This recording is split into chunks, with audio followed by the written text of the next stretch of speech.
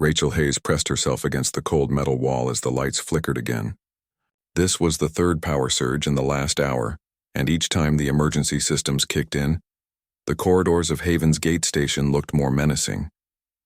The diplomatic wing where her delegation stayed was somewhere behind her, but after taking what she thought was a shortcut through the maintenance levels, everything looked the same. She checked her datapad, but the station map refused to load. The screen showed only static and error messages. Rachel took a deep breath and kept walking, hoping to find a lift that would take her back to familiar territory. The corridor opened into a wider space that smelled of exotic spices and machine oil. Alien vendors had set up stalls along the walls, selling everything from weapons to food she couldn't identify. Most of the faces around her belonged to Scarith, the reptilian species that stood nearly 8 feet tall with scales ranging from deep green to midnight black. Their yellow eyes tracked her movement as she hurried past. Rachel had seen Scarith before during official meetings, but always from a safe distance with security nearby. Here in the lower commercial district, she was alone and clearly out of place.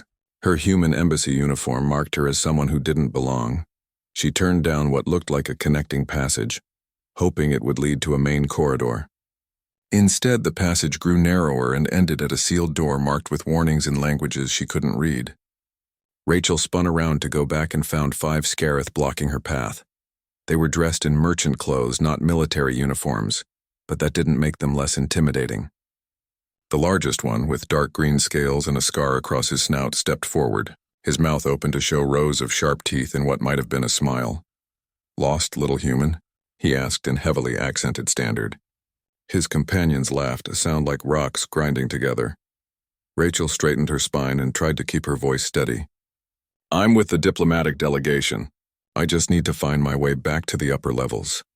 "Diplomatic delegation?" Another Scarith repeated, drawing out the words mockingly. This one had lighter scales and wore multiple metal bands around his thick arms. "You hear that?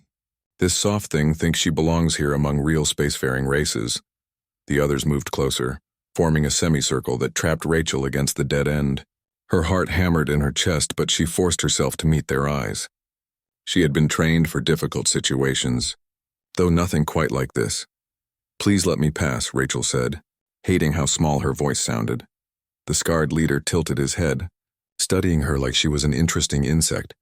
"Humans, your species only left your little planet a few decades ago, and already you think you can negotiate with empires that have existed for thousands of years. You have no claws, no scales, no natural weapons. How did creatures like you even survive long enough to build ships?" "We're more capable than we look," Rachel replied, though her hands were shaking now. "Are you?" The Scarith with the armbands reached out with one clawed hand and flicked her datapad. It flew from her grip and skittered across the floor, the screen cracking against the metal. "Oh, forgive me. Was that important?" The group laughed again. Rachel's face burned with humiliation, but she didn't move to retrieve the broken device. Every instinct screamed at her to run, but there was nowhere to go. "Look at it, trembling," a third Scarith said. "This one younger than the others with bright green scales. They're prey animals that somehow got lucky and found old technology. That's the only reason they're in space at all." "Not even good prey," the leader added. "No challenge at all. Where's the honor in hunting something that breaks if you look at it wrong?" Rachel clenched her fists at her sides. Fear was giving way to anger now, though she knew that was dangerous too. "If you're so honorable, why are 5 of you threatening one unarmed person?" The words came out before she could stop them. The corridor went silent. The scarred leader's eyes narrowed, and for a moment Rachel thought she had made a terrible mistake. Then he laughed, but it was a different sound now, colder and more cruel. "It speaks back," he said. "Maybe humans do have some spirit after all. Shame it won't help you. Nobody comes down here who doesn't want to get lost, little diplomat. Who would even know if something happened to you?" Rachel's mouth went dry. This had gone far beyond mockery. She opened her mouth to say something, anything, when a shadow fell across the group. The temperature in the corridor seemed to drop. The Scarith who had been taunting her suddenly went very still, their eyes fixed on something behind Rachel. Even the scarred leader looked uncertain now, his aggressive posture faltering. A voice spoke from behind her, deep and resonant, carrying the kind of authority that made people listen without question. "What exactly is happening here?" Rachel turned and had to crane her neck up to see the speaker.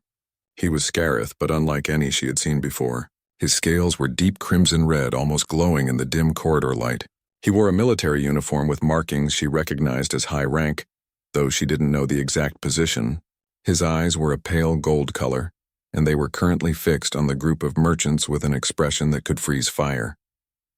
This, Rachel realized with a mixture of relief and new terror, was a predator looking at prey, and she was standing right between them. Rachel felt the heat radiating from the massive Scarith commander behind her. None of the merchants were laughing now. They had all dropped their mocking expressions and stood at something close to attention, though their body language screamed discomfort. The scarred leader was the first to speak. "Commander Dravos, we meant no harm. Simply having a conversation with the human." Dravos moved around Rachel with surprising grace for something so large. He positioned himself between her and the merchants, and Rachel found herself staring at his back. The crimson scales had a pattern to them, she noticed, like flames frozen in place. It was beautiful and terrifying at the same time.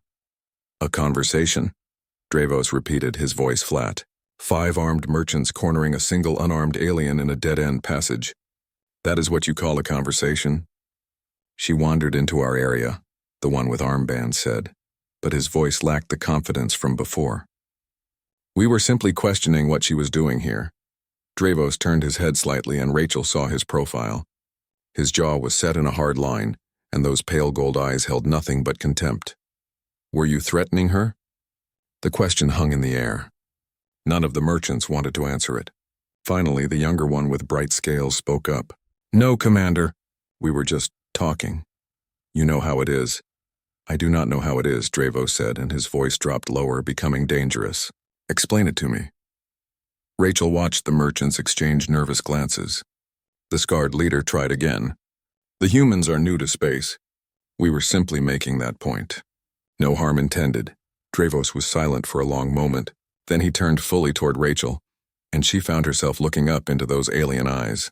They were unreadable, showing neither anger nor sympathy. "Is that accurate? Were you simply having a conversation?" Rachel hesitated. Part of her wanted to downplay the situation, to avoid causing an incident.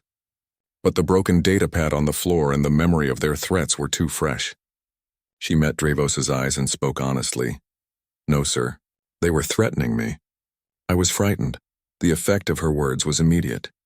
Dravos's scales seemed to darken, and when he turned back to the merchants, they all took a step back. The commander spoke in his own language, a series of harsh sounds that made the merchants flinch. Then he switched back to standard. "You know our oldest law," Dravos said, his voice cutting. "The strong do not prey upon the defenseless.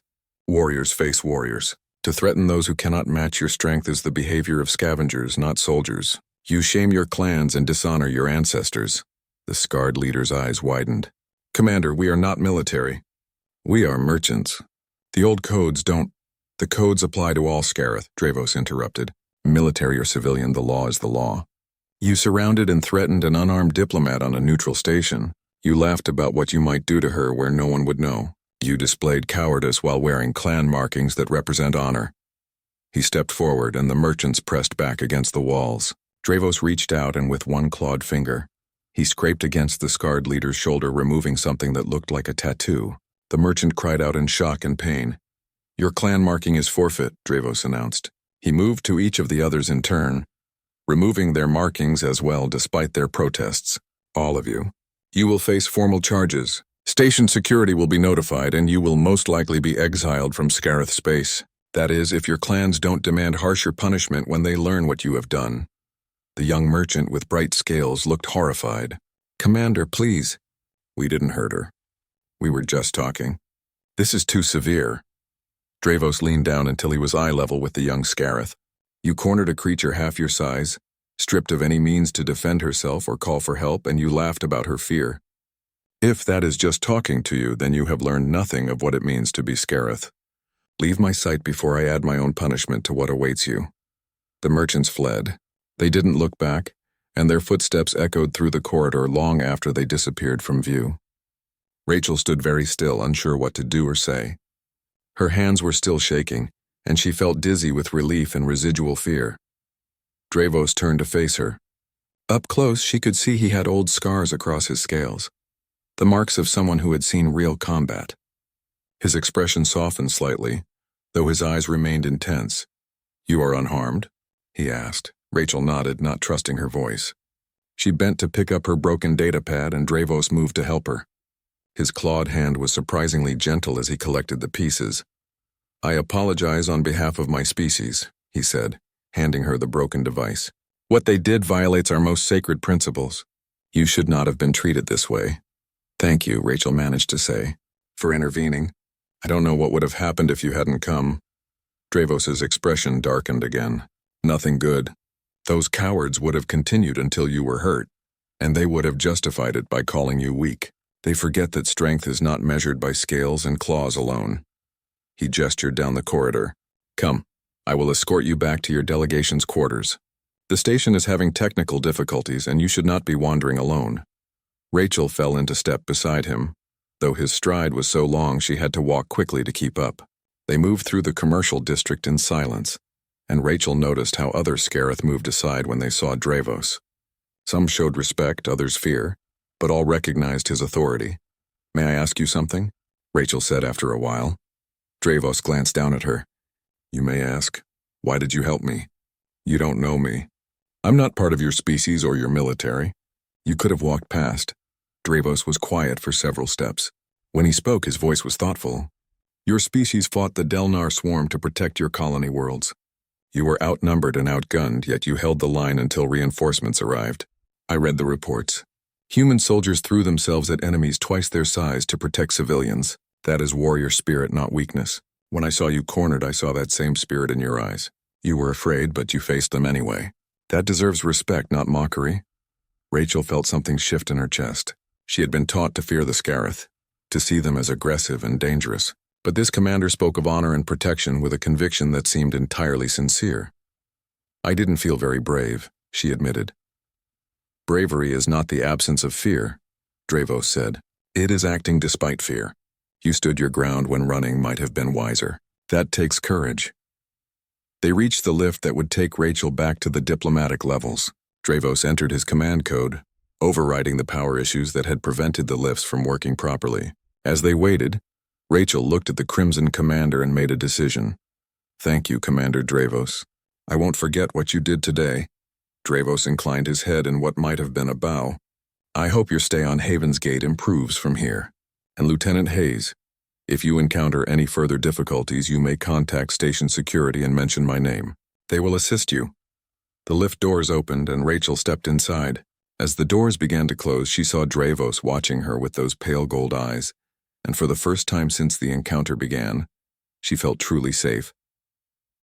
2 weeks had passed since the incident in the lower levels, and Rachel had tried to put it behind her. The merchants had indeed been exiled from Scarith space, and station security had increased patrols in the commercial districts. Her supervisor had been furious when she learned what happened, but Rachel had downplayed the danger, not wanting to cause a diplomatic incident. Now she sat in a conference room reviewing documents for what should have been a routine mining treaty negotiation. Humans needed access to mineral-rich asteroids in Scarith territory, and the Scarith wanted human medical technology in exchange. It was straightforward enough that even junior diplomats like Rachel were allowed to participate. The door opened and Ambassador Wilson entered, followed by 2 human negotiators and their security detail. Rachel stood respectfully and gathered her notes. Wilson was a stern woman in her 60s who had been negotiating treaties since before Rachel was born. "Settle in, everyone," Wilson said, taking her seat at the head of the table. "The Scarith delegation should arrive shortly. This is a priority negotiation, so I expect everyone to be professional and focused. Lieutenant Hayes, you'll be taking notes and managing the technical documents. Stay quiet unless asked a direct question." Rachel nodded and opened her tablet, loading the treaty drafts they had prepared. She heard voices in the corridor outside speaking in the Scarith language. Her stomach tightened slightly. Even after 2 weeks, the memory of being cornered was still fresh. The door opened again. 3 Scarith entered, all in military uniforms.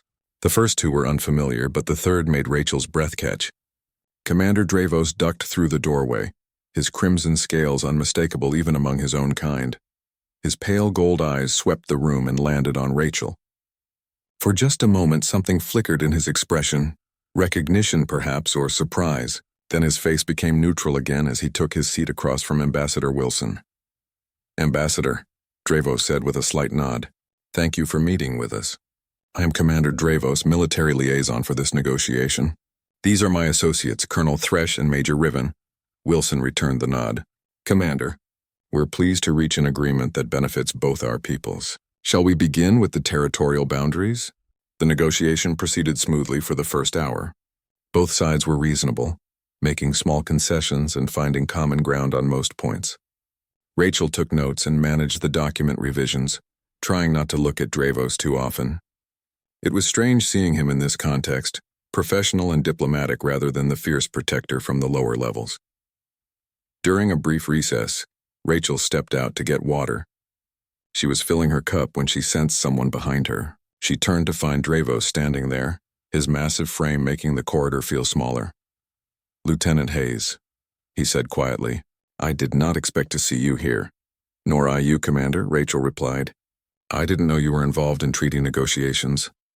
"The military has interests in mining operations," Dravos explained. "And my superiors believe I have a diplomatic touch." His tone suggested he disagreed with that assessment. Rachel smiled slightly. "You were quite diplomatic when we last met." "That was different. That was justice." Dravos paused, seeming to choose his words carefully. "How have you been? No further incidents?" "No, thank you. Station security has been very attentive." Rachel hesitated, then added, "I heard what happened to those merchants. Complete exile seems harsh." Dravos's expression hardened. It was appropriate.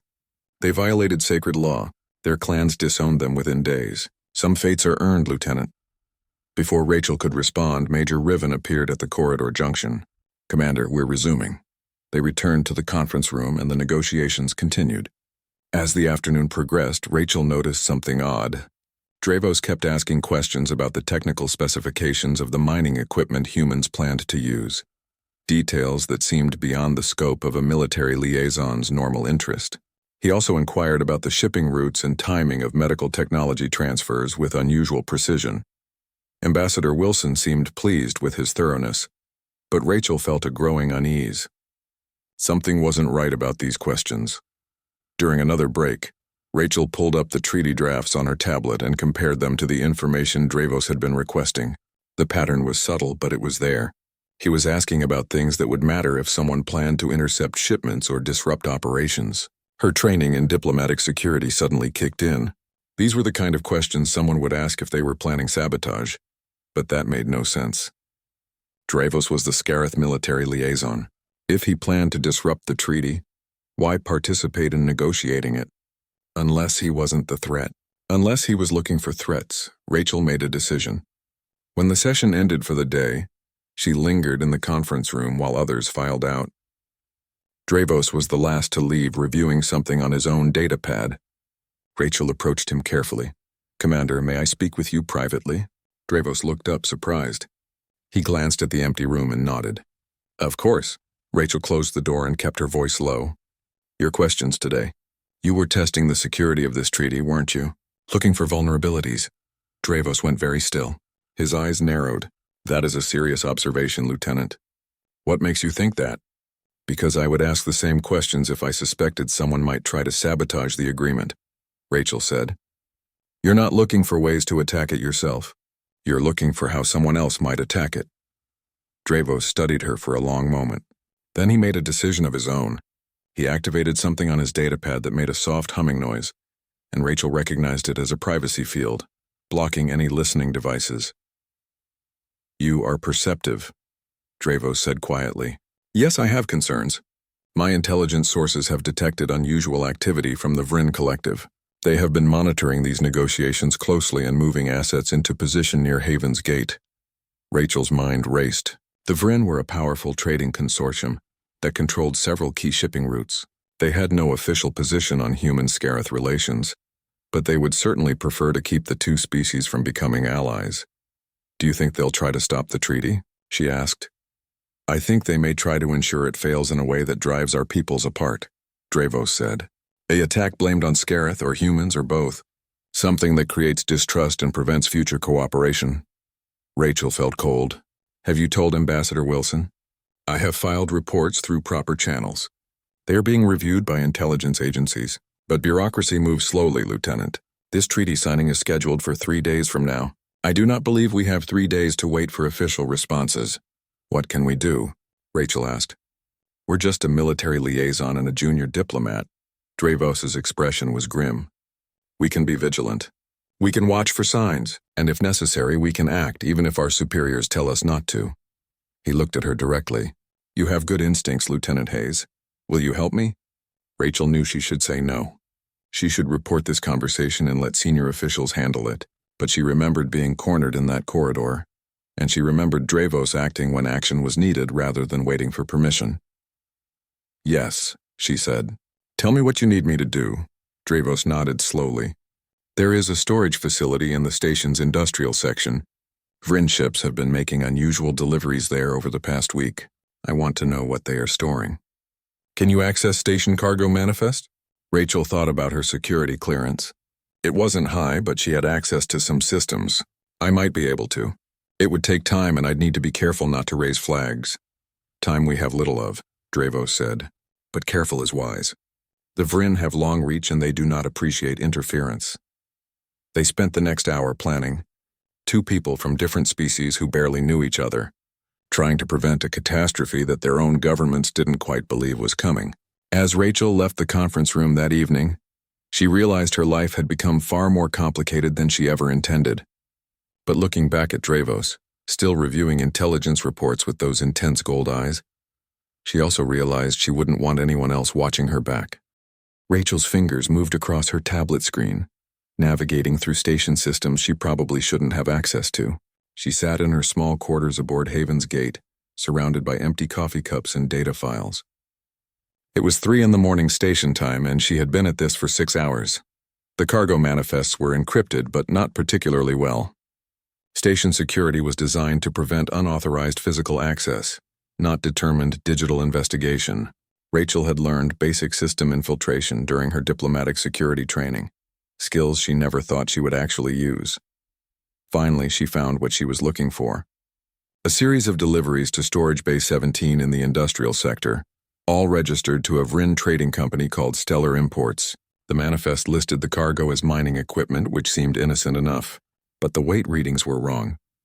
The containers were too heavy for standard mining tools, and the energy signatures suggested something that required shielding. Rachel copied the files to an isolated drive and sent an encrypted message to Dravos using the secure channel he had provided. Then she sat back and rubbed her tired eyes. This was either the right thing to do or a career-ending mistake. Possibly both. Her tablet chimed with a response faster than she expected. Dravos must not have been sleeping either. The message was brief. Good work. Meet me at Junction Point 7, Industrial Section, 0600 hours. Come alone. Bring evidence. Rachel looked at the time. 3 hours until the meeting. She should try to sleep, but her mind was racing with possibilities, none of them good. If the Vrin really were planning something, what could the 2 of them actually do about it? They weren't intelligence operatives or special forces. They were a junior diplomat and a military liaison who happened to be suspicious. At 0545 hours, Rachel left her quarters and made her way to the industrial section. The station was quiet at this hour, with only maintenance crews and night shift workers moving through the corridors. She passed several Scarith workers who barely glanced at her, too focused on their tasks to care about a random human. Junction Point 7 was a maintenance intersection where several corridors met. Dravos was already there, wearing civilian clothes instead of his uniform. The dark fabric made his crimson scales less noticeable, though nothing could make a creature his size blend in completely. You found something, Dravos said as she approached. It wasn't a question. Rachel handed him her tablet. Storage Bay 17. Multiple deliveries over the past 10 days, all from Vrin sources. The manifests say mining equipment, but the weight and energy readings don't match. Whatever is in those containers, it's not what they claim. Dravos reviewed the data, his expression growing darker with each page. This is excellent intelligence work, Lieutenant. But it also confirms my fears. Those energy signatures are consistent with military-grade explosives. Rachel felt her stomach drop. Explosives? You think they're planning a bombing? I think they are planning something that will look like a Scarith attack on human diplomats, Dravos said grimly. or perhaps a human attack on Scarith. Either way, the result would be the same. The treaty would fail and our peoples would blame each other. "We need to report this immediately," Rachel said. "Take this to Ambassador Wilson and your superiors." "Let them handle it," Dravos shook his head. "I have already tried. My reports were acknowledged and filed for review. The official position is that the Vryn are neutral parties, and we should not make accusations without definitive proof. By the time the bureaucracy finishes reviewing evidence, the treaty signing will have happened." "So what do we do?" Rachel asked, though part of her already knew the answer. "We get definitive proof," Dravos said. "We go to Storage Bay 17 and document what is actually in those containers. Then with visual evidence, our superiors will have no choice but to act." Rachel stared at him. "You want to break into a Vryn facility and investigate illegal weapons without authorization or backup?" "Yes. That's insane. We'll be arrested, court-martialed, and that's if the Vryn don't just kill us for interfering." "All true," Dravos agreed. "Which is why I will not order you to come with me. This is my choice and I take full responsibility. You have done enough by finding this information. Go back to your quarters, Lieutenant. I will handle it from here." Rachel looked at the massive Scarith commander standing in the dim industrial corridor, preparing to risk everything to prevent a disaster that might not even happen. She thought about the merchants who had cornered her, and how Dravos had intervened despite having no obligation to help her. She thought about the old Scarith laws he had quoted, about protecting those who needed protection. "No," Rachel said. "I'm coming with you." Dravos's eyes widened slightly. "Lieutenant, I cannot ask that of you. You're not asking. I'm volunteering. You'll need someone small enough to fit through maintenance ducts and smart enough to bypass security systems. That's me." Rachel surprised herself with how steady her voice sounded. "Besides, someone needs to keep you from doing anything too reckless." A sound rumbled from Dravos's chest that might have been a laugh. "Very well. But we do this carefully. No unnecessary risks. If we are caught, you claim I forced you to cooperate." "Understood?" "Understood," Rachel lied. She had no intention of letting Dravos take all the blame if this went wrong. They made their way deeper into the industrial section, moving carefully to avoid security cameras and patrol routes. Dravos knew the station's layout surprisingly well, and he guided them through a series of maintenance corridors that were barely used. Rachel had to crawl through several tight spaces, but eventually they reached a service duct that overlooked Storage Bay 17. Through the metal grating, Rachel could see the storage facility below. It was larger than she expected, with rows of shipping containers stacked 3 high. Lighting strips on the ceiling cast everything in harsh white light. 2 Vryn guards stood near the entrance, both armed with standard security weapons. "Just 2 guards," Rachel whispered. "That seems light for a facility storing explosives." "The real security is likely electronic," Dravos murmured back. "Motion sensors, pressure plates, automated defenses. The Vryn are not a warrior species. They prefer technology to soldiers." Rachel studied the layout. "There's a control panel near the entrance. If I can access it, I might be able to disable some of the security systems. But I'd need to get past those guards first." "Leave that to me," Dravos said. He pulled out a small device from his pocket that looked like a commercial communicator. "This will create an emergency alert in the adjacent sector. The guards will have to investigate. While they are gone, you access the control panel. And if they don't both leave, then we adapt." Dravos activated the device. Somewhere in the distance, alarms began to sound, announcing a fictitious plasma leak in a maintenance bay. The 2 Vryn guards looked at each other. The taller one spoke into his own communicator, receiving instructions. Then both guards hurried out of the storage bay toward the emergency. "Now," Dravos said. They dropped down from the service duct, Dravos landing with surprising quiet for his size. Rachel ran to the control panel and pulled out her tablet, connecting it via a hardline port. The security system's interface appeared on her screen, more complex than the cargo manifests but still vulnerable to someone who knew what they were doing. "I need 3 minutes," Rachel said, her fingers flying across the screen. "You have 2, Dravos replied, watching the entrance. "Those guards will realize the emergency is false quickly." Rachel worked faster, bypassing encryption and disabling motion sensors one by one. She left the entrance sensors active so the guards wouldn't notice anything was wrong when they returned, but created a safe corridor through the storage bay that would let them reach the suspicious containers. "Done," she said, disconnecting her tablet. We have a path to containers 8 through 14. That's where the Vryn deliveries are stored according to the manifests. They moved quickly through the bay, following the safe path Rachel had created. The containers were massive up close, each one large enough to hold significant cargo. Dravos examined the locking mechanisms on container number 9. These are not standard shipping locks, he said quietly. This is military-grade security. Can you open it? Rachel asked. Dravos produced a small cutting tool from his belt. Given time, yes, but it will leave evidence we were here. We need proof, Rachel said. Do it. The cutting tool hummed as Dravos worked on the lock. Rachel kept watch, her heart pounding so loudly she was sure someone would hear it. After what felt like an eternity but was probably less than a minute, the lock disengaged with a soft click. Dravos pulled the container door open. Inside, carefully packed in protective foam, were rows of devices that Rachel didn't recognize but knew were dangerous just by looking at them. They were cylindrical, about the size of her forearm, with digital displays and what looked like remote detonation receivers. Thermobaric charges, Dravos said quietly. Powerful enough to destroy several levels of this station. And look at the casings. Rachel leaned closer and saw what he meant. The explosive devices were marked with Scarith military symbols, but the markings looked wrong, slightly off in ways that someone unfamiliar with Scarith writing might not notice. They're forgeries, Rachel breathed. When these go off, everyone will think the Scarith military planted them. Document everything, Dravos said. Every angle, every marking. We need undeniable evidence. Rachel pulled out her tablet and began recording, taking images and video of the explosives and their false Scarith markings. She was so focused on her work that she didn't hear the footsteps until it was too late. Well, a voice said from behind them. It seems we have intruders. Rachel spun around to see 4 Vryn security officers standing at the container entrance, all armed with weapons pointed directly at her and Dravos. Behind them, more guards were filing into the storage bay, at least a dozen in total. They had walked right into a trap. Rachel's hand froze over her tablet as she stared at the armed Vryn security officers. The lead guard was a tall member of their species, with the iridescent blue skin that marked high status among the Vryn. His weapon remained steady, pointed at her chest. Drop the device, he ordered in perfect standard.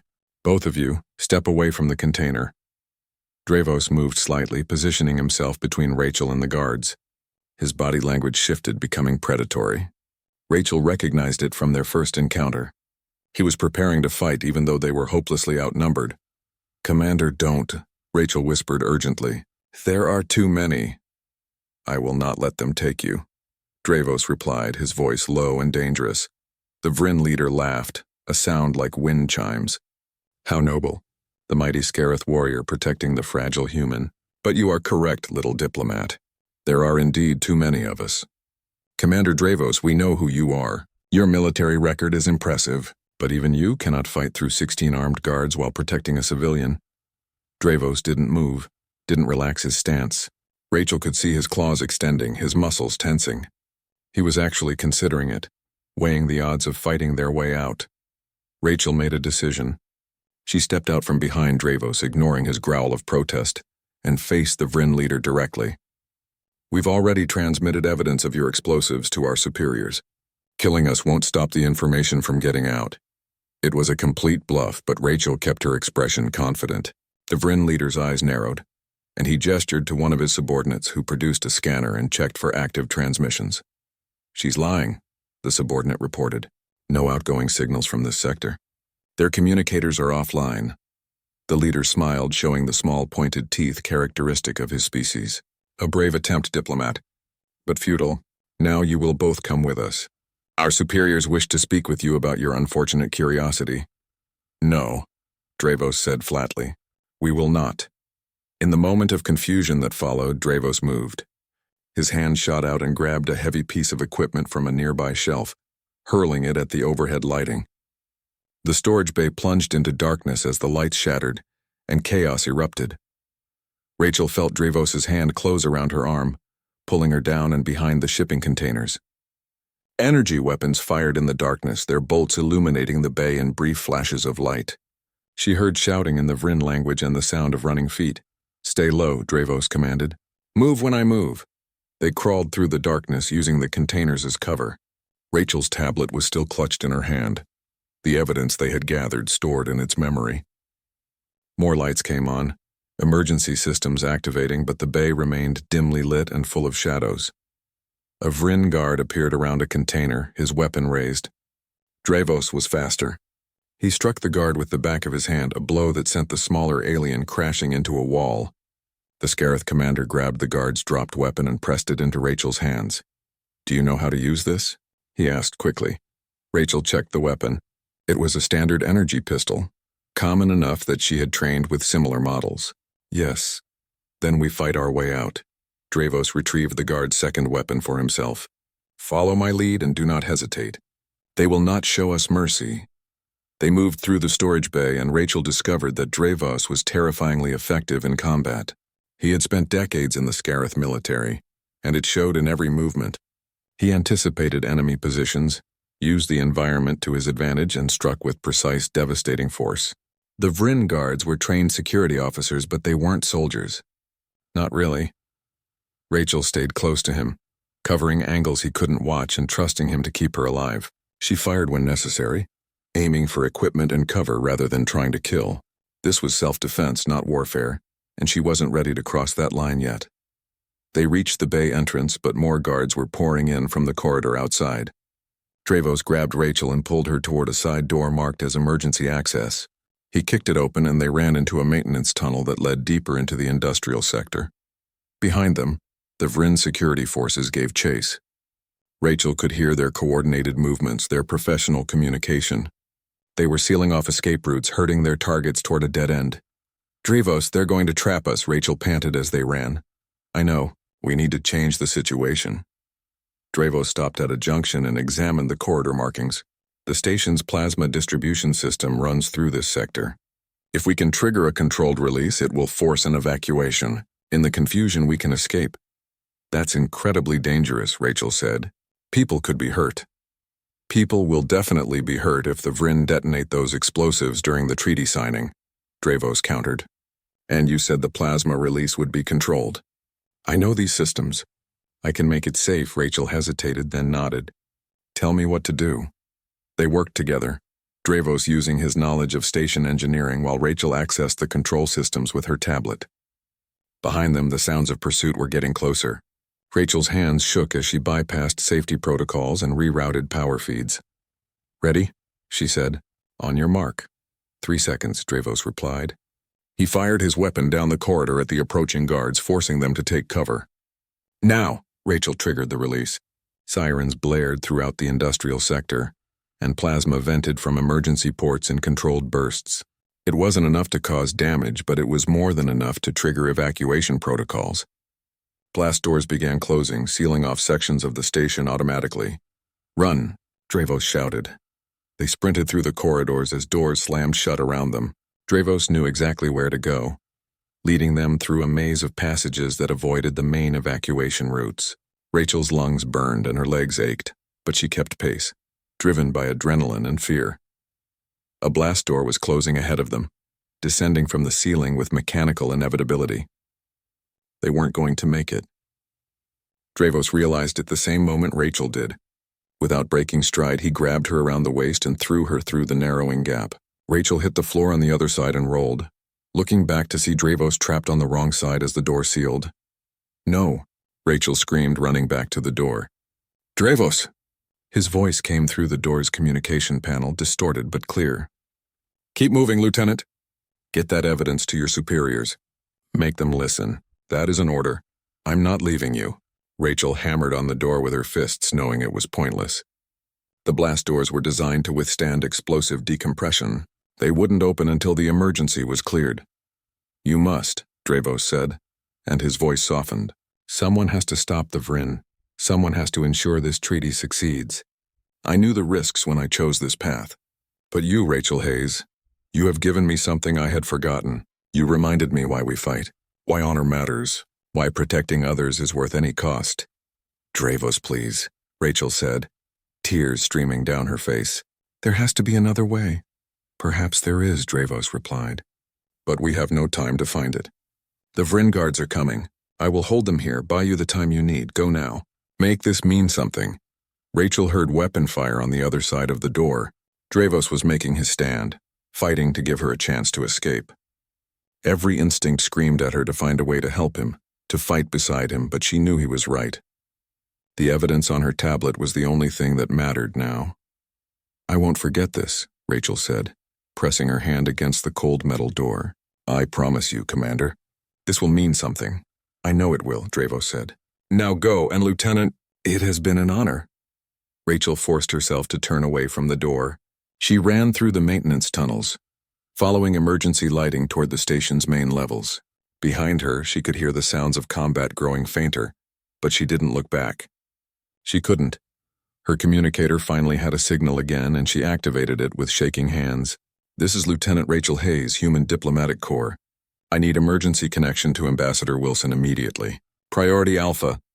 I have evidence of a terrorist plot against the treaty signing. I repeat, this is Priority Alpha. The response came within seconds. Stand by for secure connection. Lieutenant Hayes, what is your status?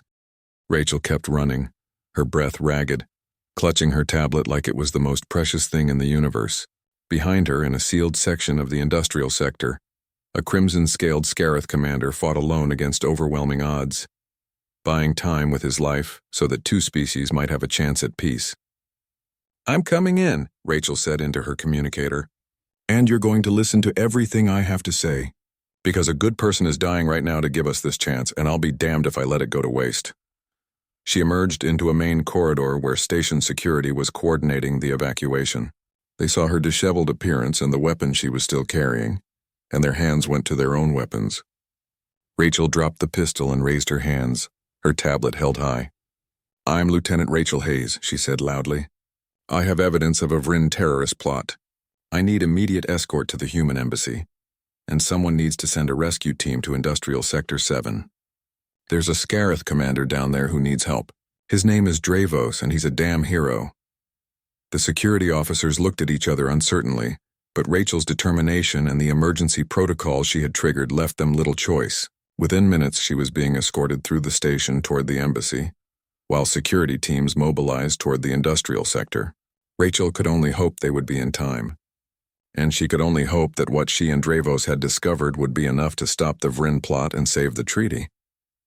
Because if it wasn't, then everything they had sacrificed would have been for nothing. Rachel sat in the embassy conference room, her hands wrapped around a cup of hot tea she couldn't bring herself to drink. She had been there for 6 hours, repeating her story to an endless parade of officials from both human and Scarith diplomatic services, intelligence agencies, and military command. Her tablet had been confiscated for analysis, the evidence downloaded and verified by 3 separate security teams. Ambassador Wilson sat across from her, looking older than she had that morning. The explosives were real, she said quietly. Military-grade thermobaric charges exactly as you reported. The Vryn have denied any knowledge, claiming the storage facility was rented to an independent contractor. But the evidence of Scarith military markings, even forged ones, is damning. Have they found Dravos? Rachel asked for what felt like the 100th time. Wilson's expression softened slightly. Security teams reached the industrial sector 20 minutes after you emerged. They found signs of combat but no bodies. The Vryn guards had withdrawn and Commander Dravos was gone. Rachel felt her stomach twist. Gone, what does that mean? Is he alive? Is he captured? We don't know, Lieutenant. The Scarith military is conducting their own investigation. The Vryn are being uncooperative about providing surveillance footage from that sector. Wilson paused. I'm told that if anyone could survive being outnumbered 16-1, it would be someone with Dravos's training. But I won't lie to you. The situation looks grim.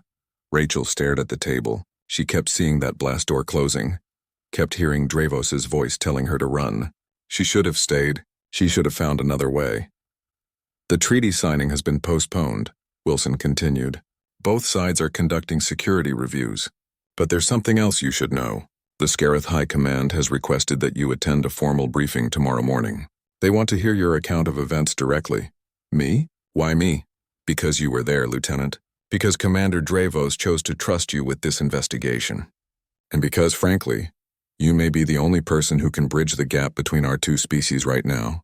What you and the commander discovered has prevented a disaster, but it's also created a very delicate political situation.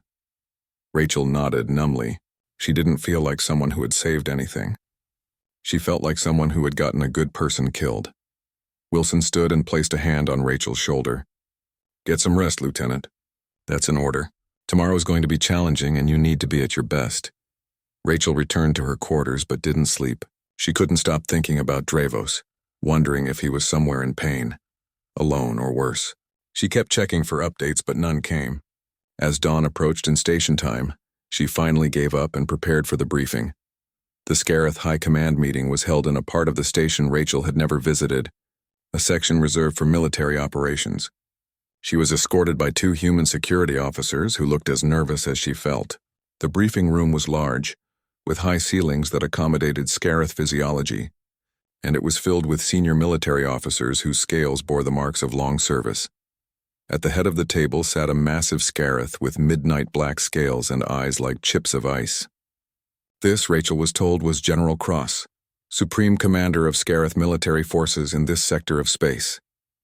"Lieutenant Hayes," Cross said, his voice deep and resonant, "thank you for coming. We have reviewed your report and the evidence you gathered. Your actions and those of Commander Dravos have prevented a catastrophe. However, we have questions." For the next hour, Rachel answered every question they asked. She described the investigation, the discovery of the explosives, the escape attempt, and finally the moment when Dravos threw her through the blast door.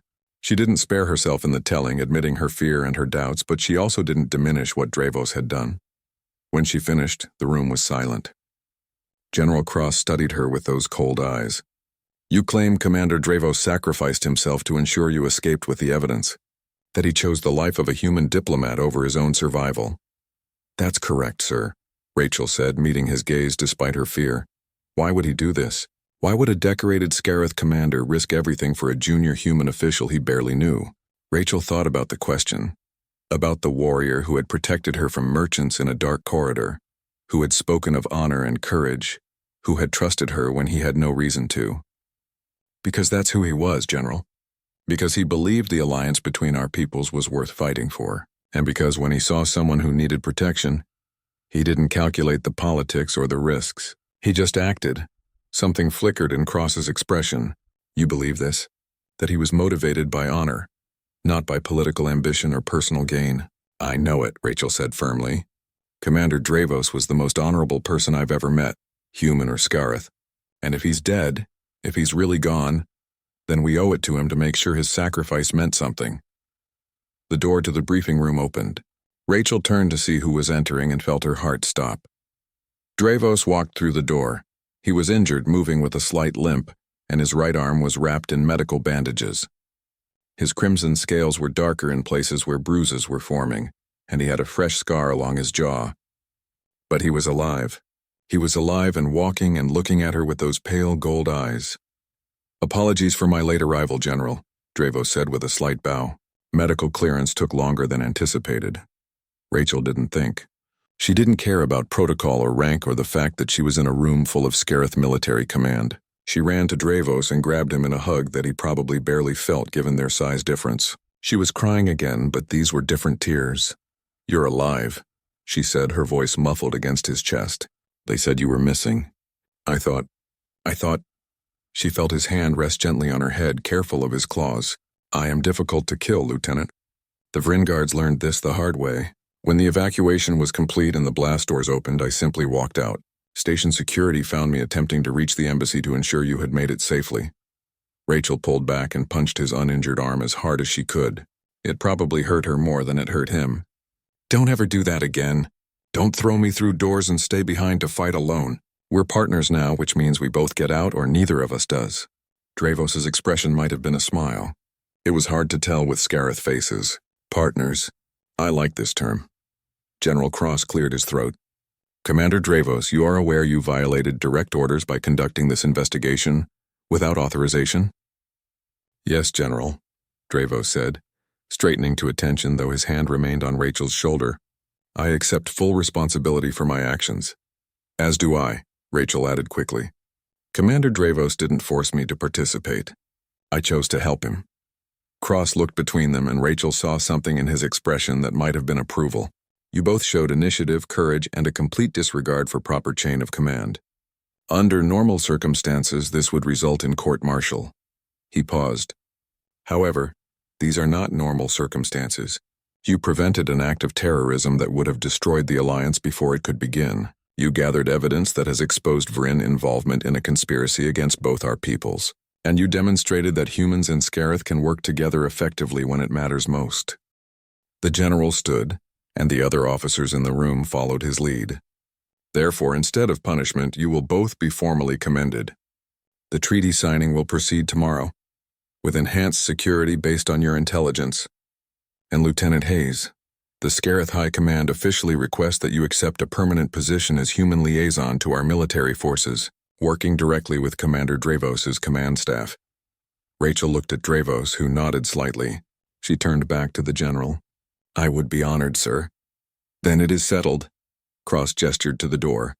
You are both dismissed. Get proper rest. Tomorrow begins a new chapter for both our peoples, and you will be at the center of it. As they left the briefing room, Rachel and Dravos walked side by side through the station corridors. Other species moved aside, some with respect, others with curiosity. A human and a Scarith. Unlikely partners who had become something more. I meant what I said in there, Rachel told him. We're partners now, which means no more heroic sacrifices without consulting me first. Dravos made that rumbling sound that might have been laughter. You are assuming you would have agreed if I had consulted you. I wouldn't have. But that's not the point. They reached a viewing port and both stopped to look out at the stars. Ships moved in the distance, traders and travelers from 100 different worlds. Among them now would be increasing numbers of human and Scarith vessels, working together, building something new. Do you think it will work? Rachel asked quietly. This alliance between our peoples? 2 weeks ago I would have been uncertain, Dravos replied. But then I met a human diplomat who had more courage than beings twice her size, who stood beside me when she could have walked away, who reminded me that honor is not about scales or claws or strength of arms. It is about the choices we make when no one is watching and nothing is certain. He looked down at her, and Rachel saw warmth in those alien eyes. So yes, Lieutenant Hayes, I believe it will work. Because if you and I can become partners, can learn to trust each other despite all our differences, then so can our peoples. Rachel smiled. You know, you never did tell me why they call you the Crimson Dragon. It is a long story, Dravos said. Perhaps I will tell you over a meal. I find I am curious about human customs and culture. If we are to work together, I should learn more about your species. And I should learn more about yours, Rachel agreed. Though I have to warn you, human food is probably going to taste weird to you. I have eaten ration packs during wartime that tasted like recycled plastic, Dravos said. I suspect I will survive human cuisine. They stood together at the viewing port as the station rotated, bringing new stars into view. Behind them were two species that had nearly been driven apart by those who feared what they might accomplish together. Ahead was an uncertain future full of challenges and obstacles. But Rachel thought about the merchants who had cornered her in a dark corridor, and the commander who had intervened when he could have walked past. She thought about how fear and prejudice could be overcome by action and courage.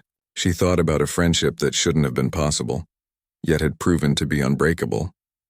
Different species, different worlds, different ways of thinking, but the same commitment to doing what was right even when it was hard, the same willingness to stand beside those who needed protection, the same understanding that true strength came not from power, but from choosing to use that power to help others.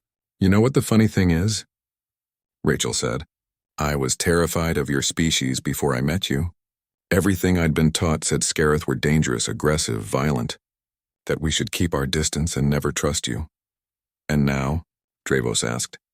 Rachel looked up at the massive alien warrior who had saved her life twice and who she had, in turn, helped save. Now I think we were all wrong. Not about you being dangerous, because you definitely are, but about that being all you are. You're honorable, protective, and you have a stronger moral code than most humans I know. If more people could see what I've seen, could understand what I understand now, maybe we'd all be less afraid of each other. That, Dravos said, is why this alliance will succeed. Because of people like you, who are willing to see beyond what they were taught, who judge others by their actions, not their appearance. Your species has this quality, This ability to adapt and learn and change. It is perhaps your greatest strength. The treaty signing occurred the next day with full security and no incidents. Humans and Scarith formally established diplomatic and trade relations that would, over time, grow into one of the most important alliances in the sector. The Vryn who had plotted against the treaty were arrested and prosecuted. The explosives were safely disposed of. But for Rachel Hayes and Commander Dravos, the real achievement wasn't the treaty or the commendations or the new positions. It was the understanding they had reached, the friendship they had forged, and the proof that even the most unlikely partnerships could change the galaxy. Years later, when historians studied the human-Scarith alliance and tried to determine how two such different species had managed to build such a strong relationship, they would point to economic factors and political necessity and strategic advantages. But those who were there, who witnessed the beginning, knew the truth. It started in a dark corridor with a frightened human woman and a crimson-scaled commander who chose honor over indifference. It grew through trust and courage and a willingness to see past differences. And it succeeded because two people from different worlds decided that working together was worth any risk. Sometimes the biggest changes begin with the smallest choices, and sometimes the most important partnerships are the ones nobody expected.